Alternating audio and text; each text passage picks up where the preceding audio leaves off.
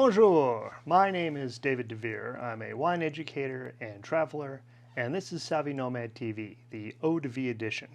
If you're confused at what we're doing here, you can follow this link that describes this taste along. We're in day 2 of the 2021 Costco taste along. These are tiny little mini wine glasses. So this link will give you the introduction to that. This link will show you how to use the tasting card. This link is yesterday, which resulted in an 86-point Chardonnay from Italy. Who knew it could be that good? I was surprised. And this link in the description will allow you to download the tasting sheet. All right, now you're up to date. Day 2 starts right now. Let's get inside this box.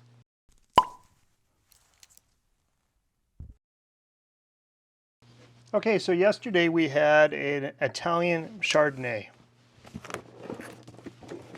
Today, December 2nd, 2021. There's number 1. That sucker's done. Where's number 2? Ice skates. And in here, with something red. Awesome. Let's put this away. Back under the table you go, Advent calendar. And in here we have Portrait of a Wallflower, Merlot from Pays d'Oc in France. Okay. So, what does it have here? Blah, blah, blah. French Merlot from 2020. Now, one thing I forgot to think about yesterday is there's no vintage dates on here. I think these are all bulk wines that this importer is actually branding and bringing in themselves. So let me grab that yesterday's bottle, the Strut King. And is there a vintage date on here? Yes, 2020. Okay, so if you want to go out and buy this, you probably can't. This is specifically made for this Advent calendar, which I had a suspect of. Anyway, so this is Merlot from the Pays d'Oc in France. The Pays d'Oc means essentially translates to countryside of the Oc. And the Oc are the people who live in the Languedoc region of southern France. Languedoc literally means the language of the Oc. That was a group of Gallic tribes that lived in southern France and spoke their own language. This area is not Provence. It's just around the corner on the coast of the Mediterranean and borders with Spain. It is one of France's most productive wine regions. They grow a ton of grapes down there. The Canal du Midi is in that region also. It's beautiful down there. I love this part of France.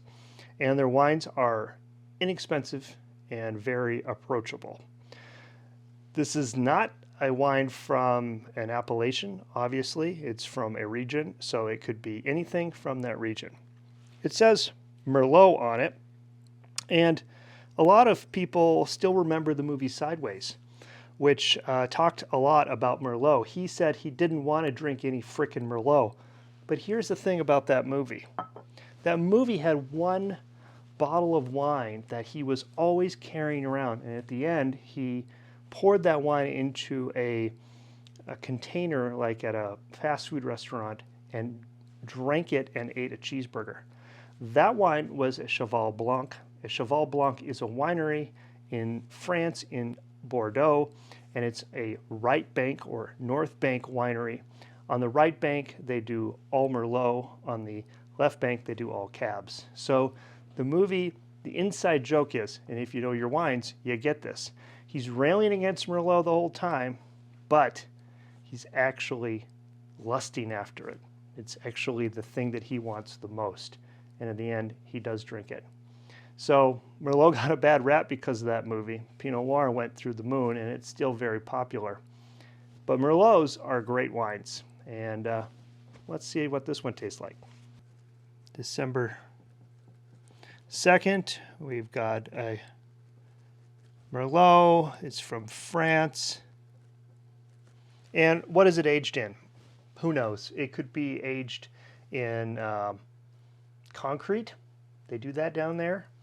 It could be aged in a large vat with some oak chips thrown in. If you are making bulk wine, you're not going to spend a lot of money on it. Oak barrels are expensive, so these are probably not aged in oak, at least new oak barrels. But you can use oak chips or sawdust or something like that and filter it back out to get the oak flavor.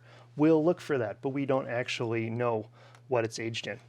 Again, we're going to test the temperature first before drinking it. 57.8.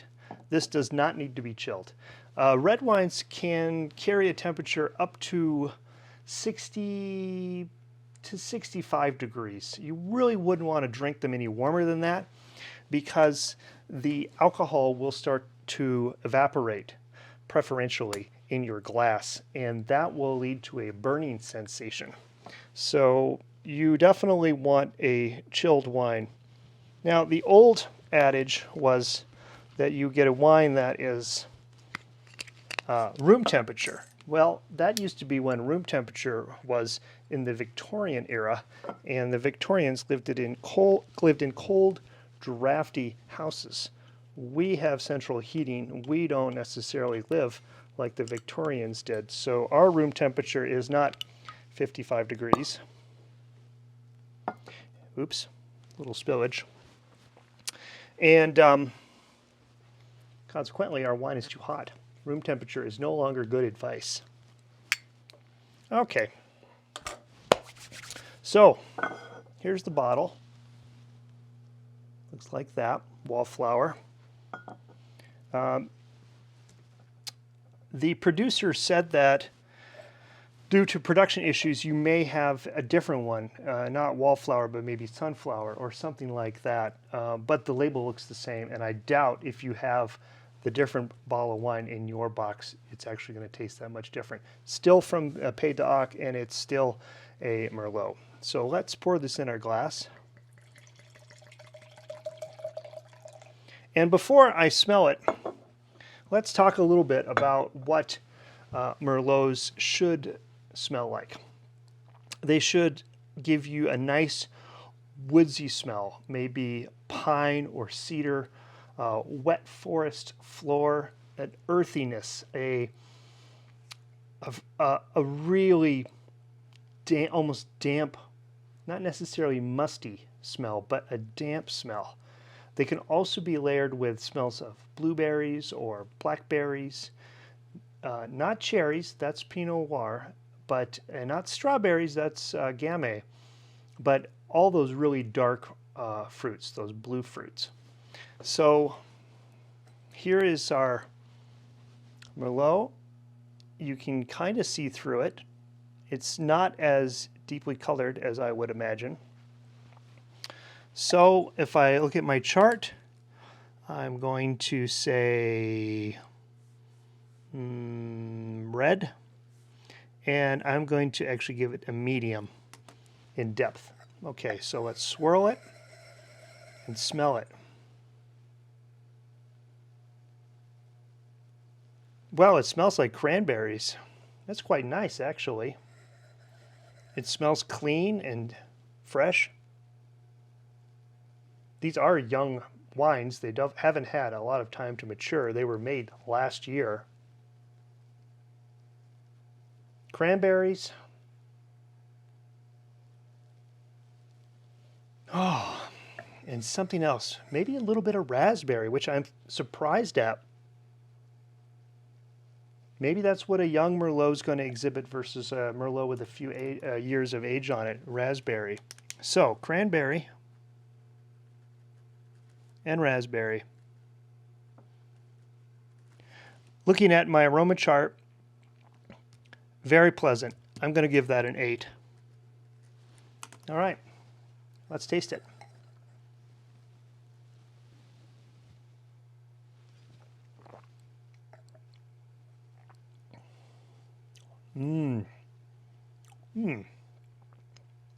Interesting.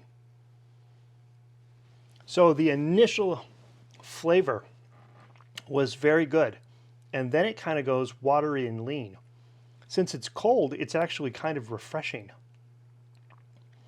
But the finish kind of left me flat. It's not a very big wine. It's quite lean. All right, let's work through the chart. Is it dry or sweet? It's dry. What's the body? I call it light. With a Merlot like this, I would want it to be a heavier body, a little bigger bodied. So this is a fairly lean one. The acidity is fresh. I need to taste it again to make sure I know what the acidity is doing.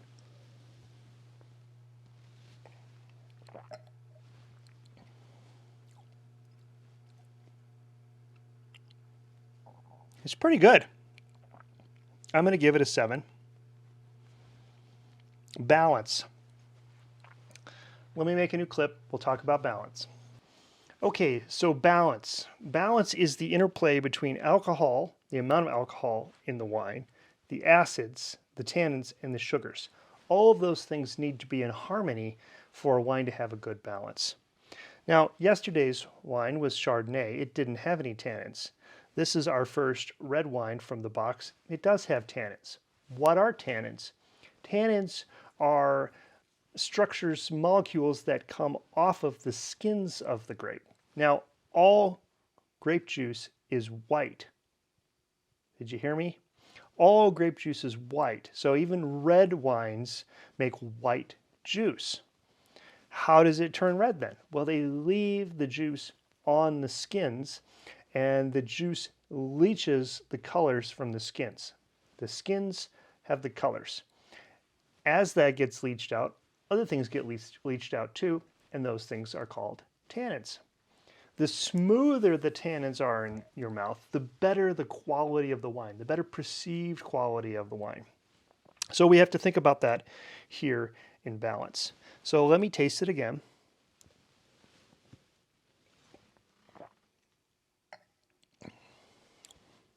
The tannins are the drying sensation.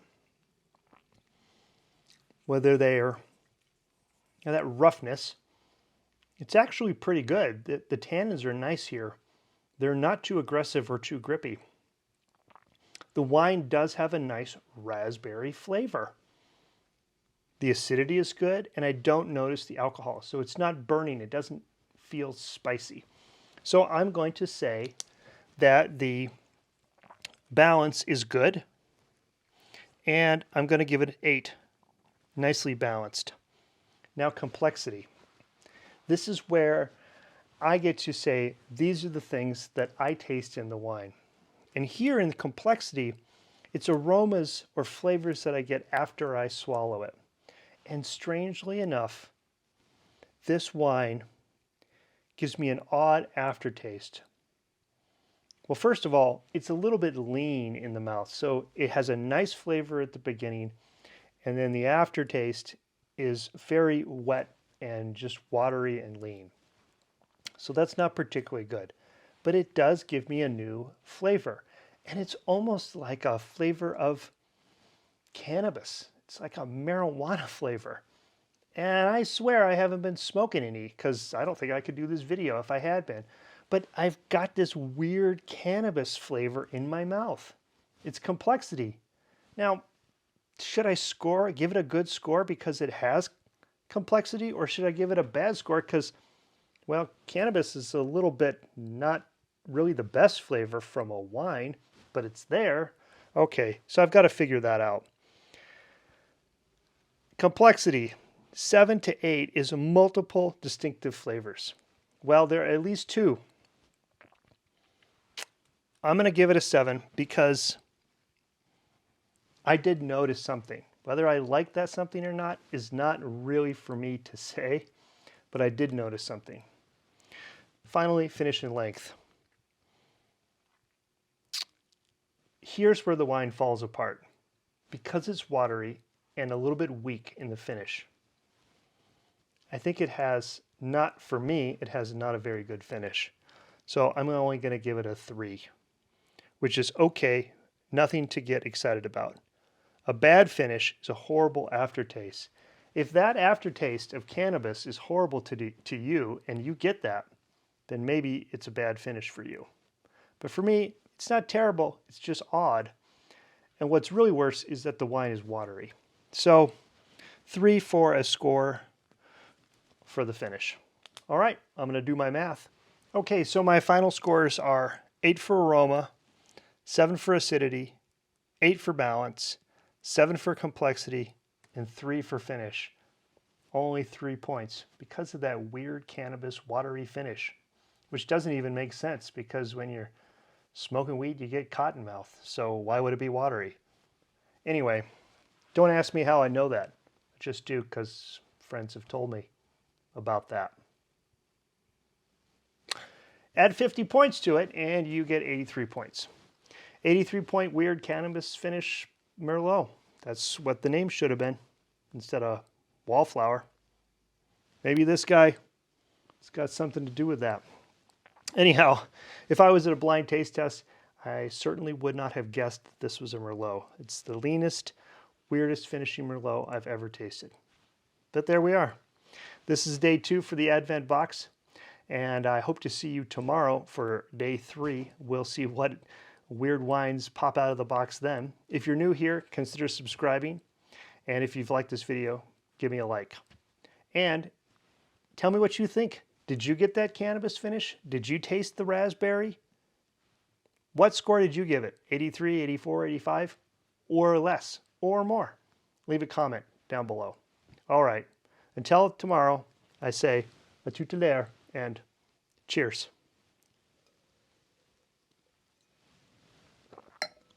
I mean, I'm still going to drink it.